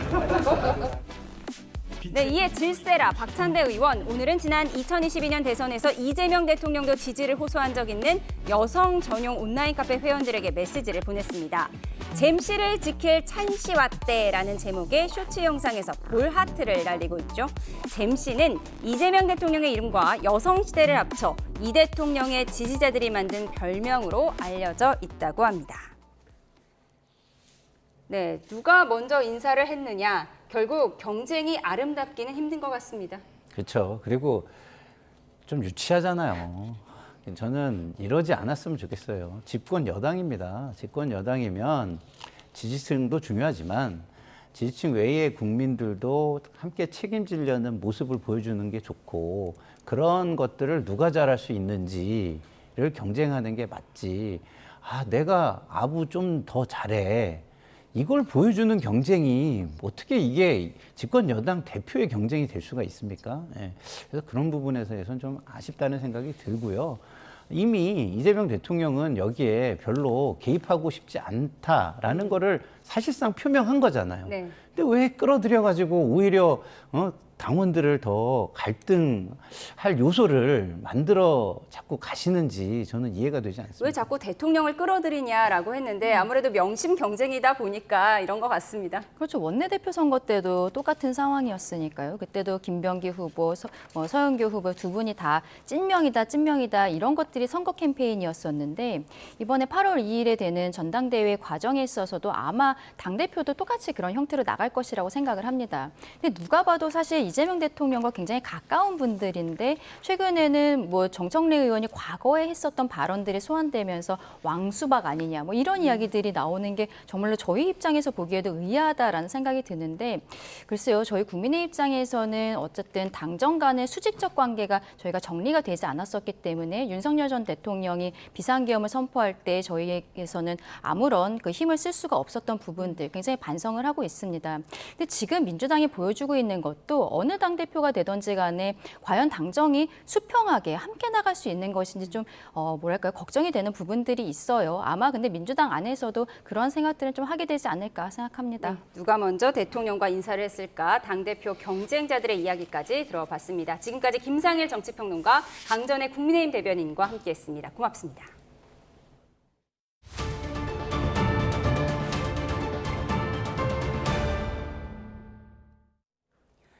이재명 대통령은 대선 후보 시절 윤석열 정부가 효력을 정지했던 9.19 군사합의 복원을 공약으로 내걸었는데요. 안규백 국방장관 후보자는 군사합의 복원에 앞서 남과 북의 평화교류 조성이 우선이라며 단계적 추진 의사를 밝혔습니다. 홍선기 기자입니다. 문재인 정부 당시인 지난 2018년 남과 북은 9.19 군사합의 후속 조치로 GP, 즉 최전방 소초들을 파괴하는 불능화 작업을 했습니다. 지하시설은 출입구 부분과 감시소, 총항구 연결 부위가 폭파되거나 매몰되어 있음을 확인하였습니다. 그러나 지난 윤석열 정부 들어 9.19 군사합의는 파기됐고 남북 모두 GP 복원에 나섰습니다. 우리 군은 지난해 2월부터 200억 원 가까운 예산을 들여 GP 11곳을 경계 임무가 가능한 수준으로 임시 복원한 것으로 확인됐습니다. 안규백 국방부 장관 후보자는 이재명 대통령의 공약이기도 한 9.19 군사합의 복원을 서두르지는 않겠다는 뜻을 밝혔습니다. 얼어붙은 남북관계가 단계적으로 녹는 과정을 거친 뒤에야 가능한 일이라는 겁니다.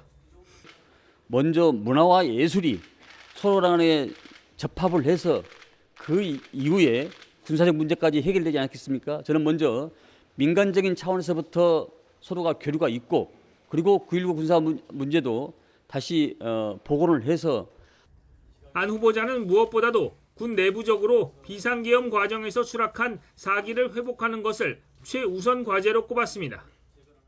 군심이 흐트러져 있고 또 군의 사기가 땅에 지금 저하되어 있습니다. 저는 이 문제를 살리는데 모든 역량을 쏟아붓겠다고 생각을 합니다. 비상계엄 진상규명과 관련해 간단하게 소독약만 뿌리고 넘어가면 또 골마 터지게 된다며 도려낼 것은 도려내야 한다며 단호한 의지도 밝혔습니다.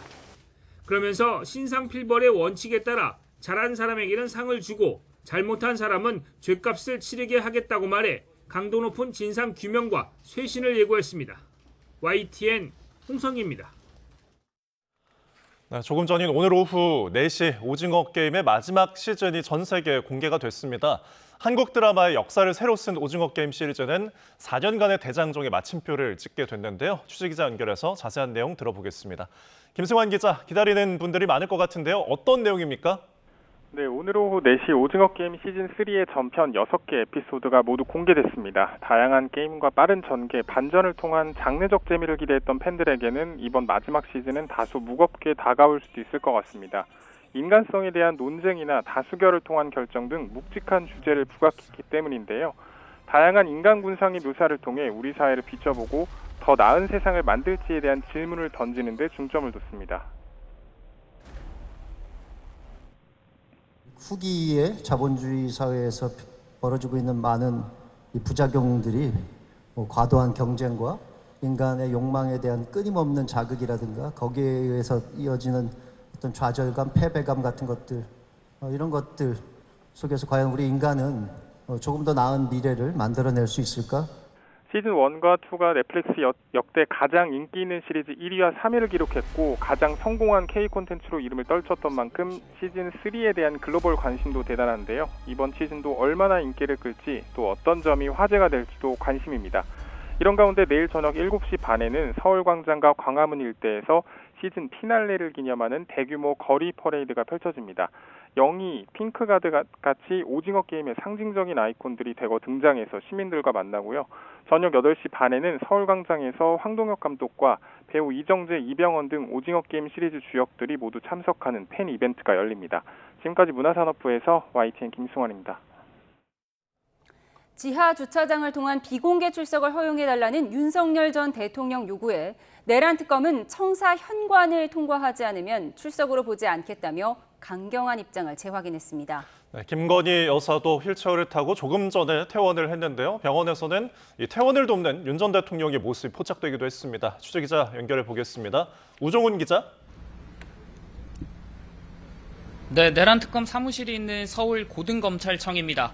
네, 내일 출석 방식을 놓고 신경전이 이어졌는데 내란 특검은 윤 전 대통령 측 요구를 허용하지 않겠다는 입장을 재차 밝힌 거죠. 그렇습니다. 내란 특검은 조금 전 브리핑을 열고 강경한 입장을 다시 밝혔습니다. 박지영 특별검사보는 윤 전 대통령이 현관으로 들어오지 않은 채 앞에서 대기하는 건 출석으로 보지 않겠다고 했습니다. 또 특검은 아직 윤 전 대통령 측은 지하주차장 출입 요청을 거두지 않는 것으로 보인다면서 출석 불응으로 간주되는 상황이 나오지 않기를 바라고 윤 전 대통령 지위에 비췄을 때 그러지 않을 걸 믿는다고 윤 전 대통령을 우회적으로 압박하는 듯한 발언도 했습니다. 특검은 윤 전 대통령 축석을 전제로 대통령 경호처와 서울경찰청과의 협의를 진행 중에 있습니다. 네, 이에 대한 윤 전 대통령 측의 입장은 나왔습니까? 앞서 말씀드린 조금 전 내란 특검의 브리핑에 대한 윤 전 대통령 측 입장은 아직 나오지 않았습니다. 앞서 윤 전 대통령 측은 일단 비공개 출석이 필요하다는 입장은 고수한 채 내일 예정된 소환 시각에 청사로 나와서 현장에서 협의를 이어가겠다는 계획을 밝힌 바 있습니다. 또 내일 조사에는 김홍일, 송진호, 최명성 변호사가 입회할 예정이라고 공지했습니다. 또 진술 거부권을 행사했던 지난 1월 고위공직자 범죄수사처 조사 때와 달리 윤 전 대통령이 아는 부분을 진술할 거란 입장도 전했습니다. 양측의 신경전이 아직 끝난 게 아닌 상황이기 때문에 내일 실제 조사가 성사될지는 불투명하다는 전망이 나오고 있습니다. 네, 김건희 여사 조사 언제 이루어질지도 관심인데요. 김 여사가 오늘 퇴원하는 모습이 포착됐죠. 그렇습니다. 조금 전 김건희 여사가 서울 아산병원을 퇴원했습니다. 안경에 마스크를 쓴 김 여사는 휠체어를 탄 상태였습니다. 퇴원 당시엔 내일 내란 특검의 소환 조사를 통보받은 윤 전 대통령이 김 여사 퇴원을 돕는가 하면 휠체어를 미는 모습도 포착됐습니다. 퇴원을 앞두고 김 여사 측은 언론 공지를 통해서 특검의 정당한 소환 요청에는 성실히 응하겠다면서 비공개 출석을 요구했다는 건 사실이 아니라고 밝혔습니다. 다만 피의자를 소환할 때 수사기관은 인권보호 수사규칙 등 훈령과 법령 등을 지켜야 한다고도 언급했습니다. 특검 측은 아직 김 여사 측에 출석을 요구한 건 없다면서도 원칙에 따라 소환 조사를 진행할 예정이라고 밝혔습니다. 지금까지 서울고등검찰청에서 YTN 우종훈입니다. 네, 이와 관련한 내용 임주혜 변호사와 자세히 분석해 보겠습니다. 어서 오세요. 네, 어서 오십시오. 네, 안녕하세요. 네, 김건희 여사가 오늘 퇴원을 했는데 그동안 열흘 정도 입원을 해 있었던 거죠? 그렇습니다. 열흘가량 치료가 필요한 상황이라는 점을 근거로 해서 입원 치료를 받았습니다. 그전에도 소환 요구에 대해서 건강상의 이유를 들어서 소환에 응할 수 없다는 입장을 밝혔었는데 그러니까 치료가 필요하고 좀 장기간 입원 치료까지 필요했다는 사정을 들어서 입원을 했다가 오늘 퇴원을 하는 것으로 지금 확인이 되고 있습니다. 네. 사실상 퇴원 절차가 진행이 되었기 때문에 어떤 소환에 응할 가능성도 높아지고 있다고 평가가 됩니다. 예, 지금 보여드리는 화면이 지금 카니발 차량으로 병원에서 이동하는 모습을 조금 전에 보여드렸습니다. 예, 지금 나오고 있습니다. 자, 저희가 지금 김건희 여사가 이제 퇴원을 한 만큼 그럼 검찰에서 뭐 언제 소환을 할 것인가 이런 부분도 좀 예상을 할 수 있을까요? 그렇죠. 특감에서는 일단 기본적으로 김건희 여사 특검과 관련해서 대면 조사는 불가피하다는 입장을 거듭 밝히고 있습니다. 네. 여러 가지 혐의점들이 지금 문제가 되고 있는데 뭐 도이치모터스 주가 조작 의혹이라던가 아니면 인천 세관 마약 밀수 수사에서 외압을 벌였다, 외압 의혹 이런 부분들 결국 최종적으로는 대면 조사를 통해서 혐의점을 확인할 수밖에 없어 보입니다. 예. 다만 원래 일반적인 수사 과정을 보더라도요. 대면 조사는 수사의 좀 막바지에 이루어지는 것이 보다 일반적이라고 평가가 됩니다. 네. 어느 정도 사실관계에 대한 파악이 끝나고 질문이 좀 정리가 됐을 때 그리고 다른 참고인들의 진술과 혹시라도 어떤 모순점이 발견되지 않을지 이런 부분들이 정리가 된 이후에 소환을 하는 것이 보다 일반적이라고 보기 때문에 당장 소환이 반드시 있어야 된다 이렇게 보지는 않고요. 예. 다만 소환은 머지않은 기간에 있을 수밖에 없는 게 지금 특검도 시간에 제한이 존재합니다. 무한정 이 수사 기간을 늘릴 수 없기 때문에 자료가 정리되는 대로 사실관계에 대한 자료에 대한 이첩이라든가 파악이 완료되는 즉시 예. 소환은 있을 수밖에 없어 보이고요. 특히 윤석열 전 대통령에 대한 내란 특검에서 체포영장이 발부되지 않은 사유 가운데 네. 특검에 지금 출석을 하겠다고 윤석열 전 대통령이 밝히고 있고 특검 측도 별도로 소환을 요청하지 없었다는 점이 좀 주요한 근거로 작용했기 때문에 네. 이 김건희 여사 특검 측에서도 일단 한두 차례 정도는 소환 요청을 하고 예. 김건희 여사 역시 소환에 응하지 않으면 체포영장 발부 가능성이 매우 높기 때문에 일정을 조율하여 빠른 시일 내에 출석하지 않을까 그렇게 예측이 됩니다. 예, 예. 지금 김건희 여사 퇴원 관련 화면을 보여드리고 있습니다. 지금 새로 들어온 화면인데요. 예. 윤석열 전 대통령이 직접 이렇게 휠체어를 밀고 있고요. 김건희 여사는 베이지색 의상과 마스크 그리고 안경을 착용하고 병원 밖으로 나가고 있습니다. 병원 밖에 세워진 이 카니발 차량을 타고 지금 이동하고 있습니다. 네, 현재 아크로비스타에 있는 이제 자택으로 이동하는 것으로 저희가 전해졌습니다. 예, 송파구 아산병원에서 서초동 아크로비스타로 이동을 하고 있는데요. 이 전직 대통령 경호 예우에 따라서 아마 이동을 할 것 같습니다. 네. 자, 뭐 김건희 여사 측에서는 어쨌든 정당한 소환 요청에 성실히 응할 것이다. 그러니까 특검에서 요청이 오면은 일시 장소를 협의해서 응할 것이라는 거니까 일단은 불응까지는 조금 예상을 안 해볼 수 있겠네요.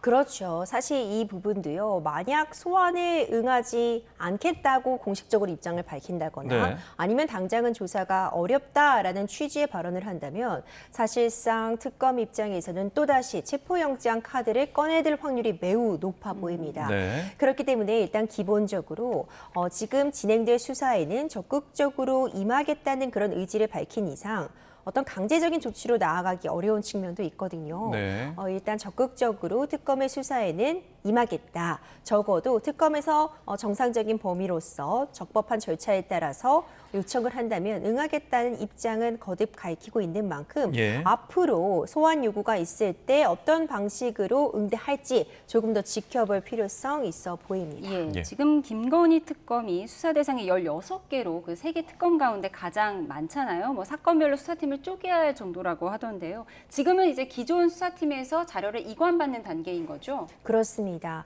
워낙 여러 가지 혐의점이 동시에 수사가 되는 만큼 네. 일단 자료 자체가 방대합니다. 지금 현 상황에서는 본격적인 특검의 수사에 앞서서 관련된 자료들을 넘겨받고 있는 상황, 그리고 넘겨받은 자료들을 쟁점별로 정리하는 단계로 보여집니다. 네. 가장 좀 속도를 내고 있는 부분은 아무래도 이 주가 조작과 관련된 부분일 것 같습니다.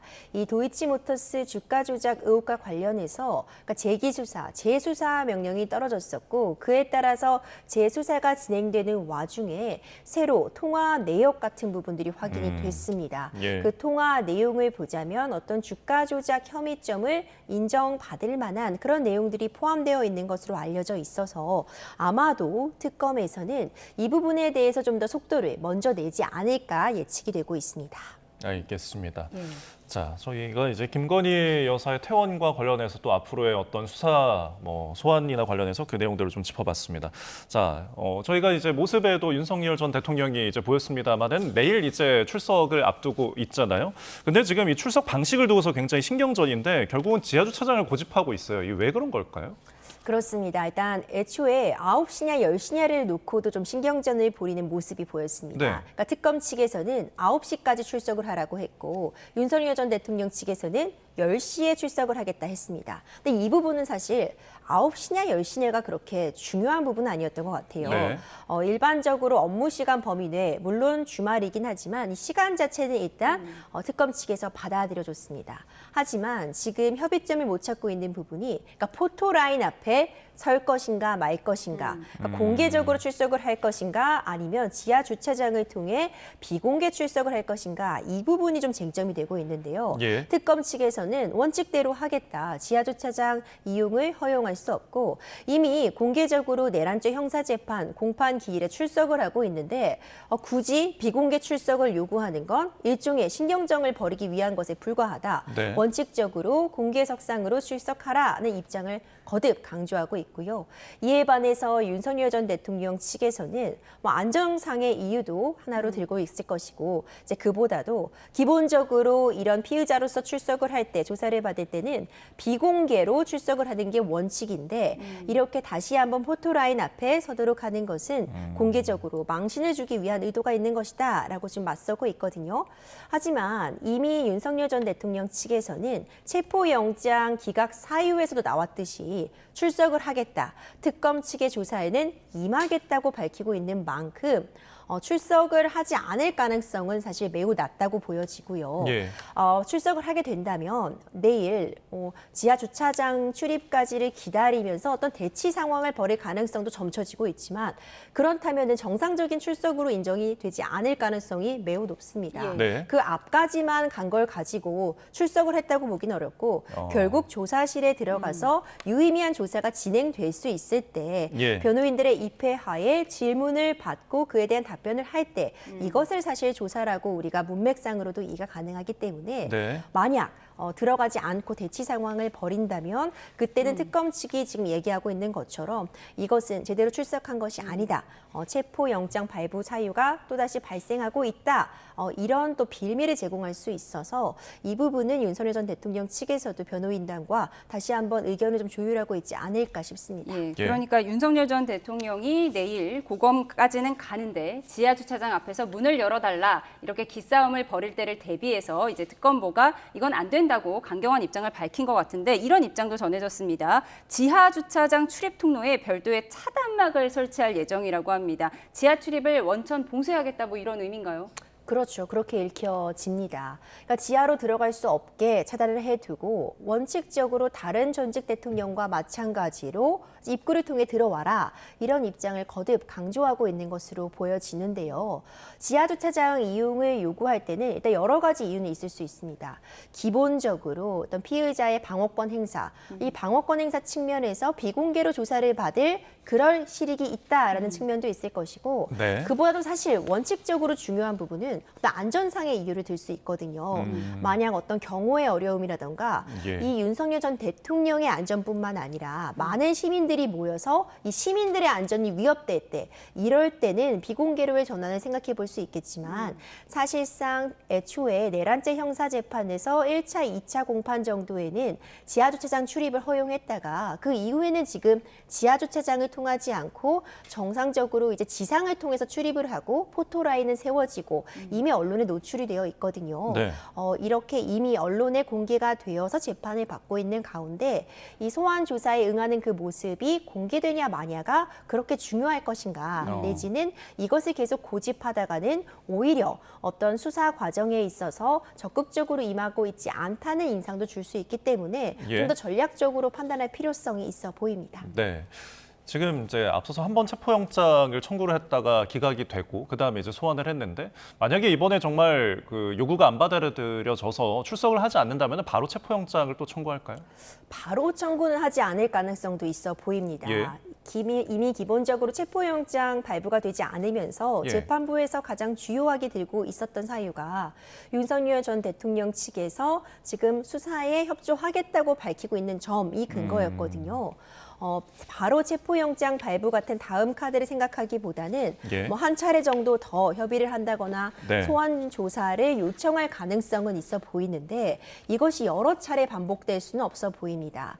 일단 체포영장이 기각되었다는 것은 윤석열 전 대통령 측이 원하는 결과 내지는 특검 측에게는 다소 어떤 이 수사의 동력에 제동이 걸린 부분은 맞지만 이 체포 발부 영장 발부 사유 가운데 네. 지금 적극적으로 수사기관에 협조하겠다라는 의지가 담겼기 때문에 체포영장이 기각된 것이지 그 다른 체포 사유가 지금 존재하지 않는다는 판단을 받은 것은 아니거든요. 예. 거듭해서 소환 요구에 제대로 응하지 않는다면 그때는 다시 체포영장이 발부될 가능성이 높아 보이는 상황이기 때문에 네. 이 소환에는 이제 빠른 시일 내에 어떤 방식으로든 진행이 되지 않을까 생각이 됩니다. 예, 사실 뭐 출석과 소환 여부도 중요하지만 지난 겨울에 윤 전 대통령 구속됐을 당시에도 공수처 수사에 임하기는 했지만 묵비권을 행사했잖아요. 사실 의미 있는 답변이 나와야 수사에 의미가 있는 건데 YTN 취재 결과 윤석열 전 대통령 측이 국무회의 관련 진술을 거부할 방침을 세웠다고 전해지거든요. 이 부분은 왜 그럴까요? 이 국무회의와 관련된 부분은 내란죄 형사재판과 좀 직결되는 부분입니다. 네. 당시 국무회의에 국무위원들이 참석해서 어떤 발언을 했는지 적극적으로 비상계엄 선포를 막기 위해 어떤 노력을 하였는지 이런 부분들이 쟁점이 될 수 있는데 윤석열 전 대통령 입장에서는 지금 내란죄 형사재판이 진행 중인 상황이고 그 형사재판에서도 국무회의와 관련된 부분은 아직 본격적으로 다뤄지지 않았으며 네. 지금 국무회의에 참석한 인원들에 대한 증인 신문도 이루어지지 않았기 때문에 이 부분에 대해서는 지금 이 특검의 수사에서 밝힐 수 없다 이런 입장을 좀 펴고 있는 것으로 이해가 되고요.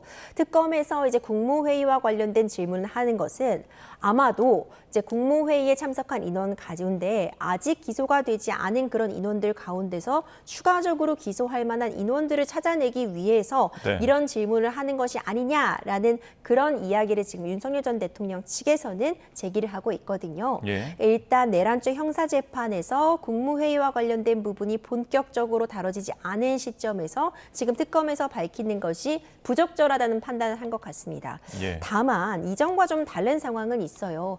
이전에 이 공수처의 수사에서 제대로 답변을 하지 않고 묵비권을 행사한 건 당시에 공수처가 내란죄를 수사할 적법한 수사권을 갖고 있지 않기 때문에 답변할 수 없다는 그런 근거가 있었거든요. 네. 하지만 이번에 특검 같은 경우는 정식으로 출범을 했고 관련된 내용을 수사하고 기소를 유지할 권한을 갖고 있음이 명백한 상황입니다. 네. 이런 상황에서 오히려 계속 묵비권을 행사하면 본인의 방어권 행사 측면에서도 오히려 불이익할 수 있습니다. 네. 그러니까 이 정도 사건이 진행이 됐다면 적극적으로 밝힐 부분은 오히려 밝히는 것이 방어권 행사에도 도움이 된다는 판단을 변호인단도 할 수 있기 때문에 그런 부분들을 감안하자면 이전처럼 모든 질문을 답을 하지 않기보다는 어느 정도 본인에게 도움이 된다고 판단하는 부분에는 충분히 또 답변을 하지 않을까 그런 부분도 예상이 됩니다. 알겠습니다.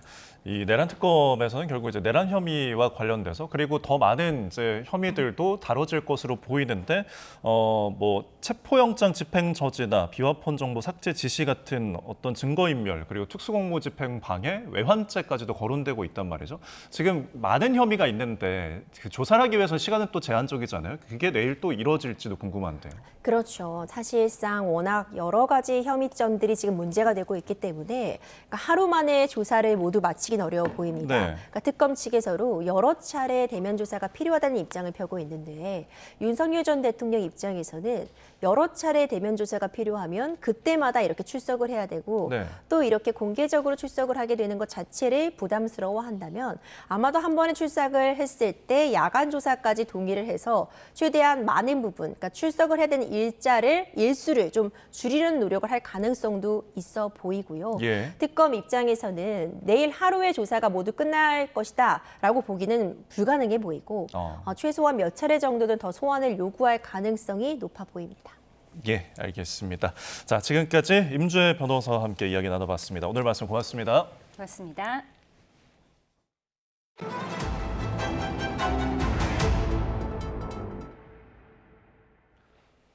네, 이스라엘과 이란의 무력 충돌이 멈추면서 이제 이란의 향후 핵 활동과 미국, 이란 간 협상에 관심이 쏠리고 있는데요.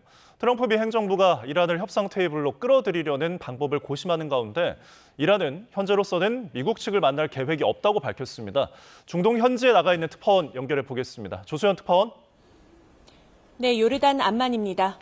다음 주 미국과 이란의 대화 재개 여부가 불투명한 상황이라고요? 네, 지난주 도널드 트럼프 미국 대통령은 다음 주에 이란 측과 대화를 재개하겠다고 밝혔는데요. 오늘 아바스 아락치 이란 외무장관은 다음 주에 미국과 핵협상이 재개될 것이라는 추측들에 대해서 진지하게 받아들이지 말라고 일축했습니다. 그러면서 협상 재개를 위한 그 어떠한 조율이나 합의 또 대화도 이루어지지 않은 상태임을 분명히 하고 싶다고 강조했습니다. 또 현재 미국의 공습에 따른 핵시설 피해를 평가하는 데 주력하고 있다고 설명했습니다.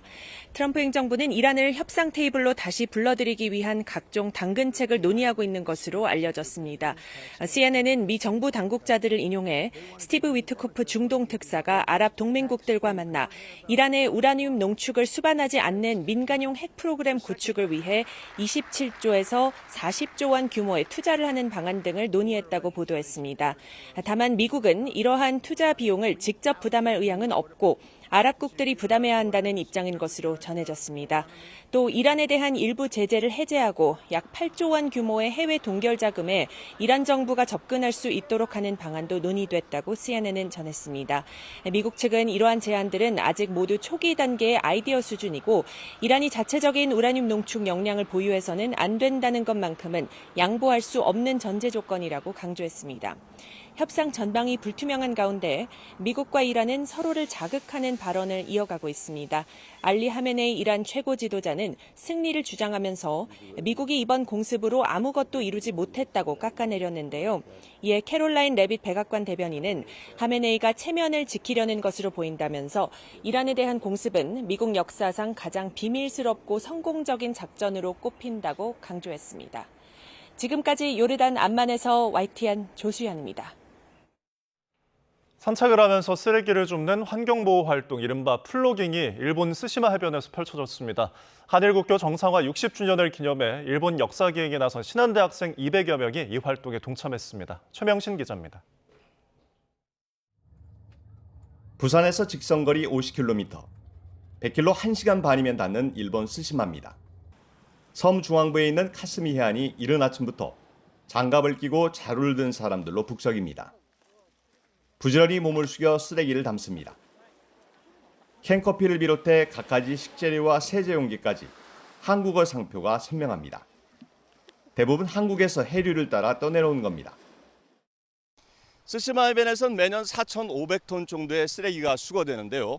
이 가운데 약 40% 정도가 한국에서 이렇게 해류를 타고 떠내려온 것으로 추정됩니다. 산책하면서 쓰레기를 줍는 플로깅에 나선 자원봉사자들은 의정부의 신한대학교 1학년 학생들입니다. 한일 국교 정상화 60주년을 기념해 스시마 역사 기행에 나섰다가 환경 정화 활동을 한 겁니다. 한국에서 그냥 쓰레기 버리는 거라고만 생각을 했는데 와서 직접 주워보니까 쓰레기를 덜 만들어야겠다는 생각도 했고 분리수거를 한국에서도 더 잘해야겠다는 생각도 했습니다. 현지 주민들은 학생들에게 연신 감사의 마음을 표시합니다. 쓰레기 수거를 위해 행정력을 집중하고 있지만 해가 갈수록 양이 늘고 있는 데다 섬 인구가 줄면서 쓰레기와의 전쟁에 내몰리고 있기 때문입니다. すごく大きな一歩だと思ってます。と韓国の方がですね、対馬に関心を持っていただいて、海岸をきれいにしていただくというのは非常に私たちはありがたく思ってます。 2시간 남짓의 짧은 시간이었지만 함께 땀을 흘리고 미소와 우정을 나누는 훈훈한 교류의 장이 됐습니다. 역사의식과 환경의식과 그다음에 실천의식을 중심이 될 수 있는 미래사역의 주역으로서 한일 간의 다음 세대들이 역할을 준비할 수 있을 거라고 저는 생각합니다. 작지만 진심이 담긴 봉사가 한일 양국의 소통을 넓혀주는 가교 역할을 톡톡히 하고 있습니다. 일본 스시마에서 YTN 최명신입니다. 오늘은 전국에서 무더위가 기승을 부렸습니다. 특히 남부지방엔 올여름 첫 폭염특보가 내려졌는데요. 밀양과 북창원 등에서는 오늘 최고 체감 온도가 34도 가까이 치솟았습니다.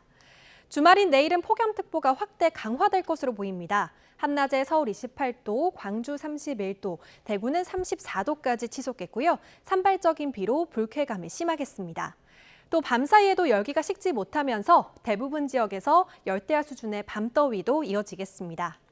비는 밤사이 중부지방부터 시작되겠습니다. 내일 오전에는 중부를 중심으로, 오후에는 충청 이남을 중심으로 오락가락 이어지겠습니다. 내리는 양은 대부분 5에서 60mm 정도로 많진 않겠는데요. 순간적으로 강하게 쏟아질 수 있어서 하천이나 계곡에서는 안전사고에 주의해야겠습니다. 내일 밤부터 휴일 오전 사이에도 수도권을 중심으로 비가 지나겠고요. 갈수록 무더위는 심해질 전망입니다. 날씨였습니다. 금요일 뉴스원 마치겠습니다. 함께해 주신 여러분 고맙습니다.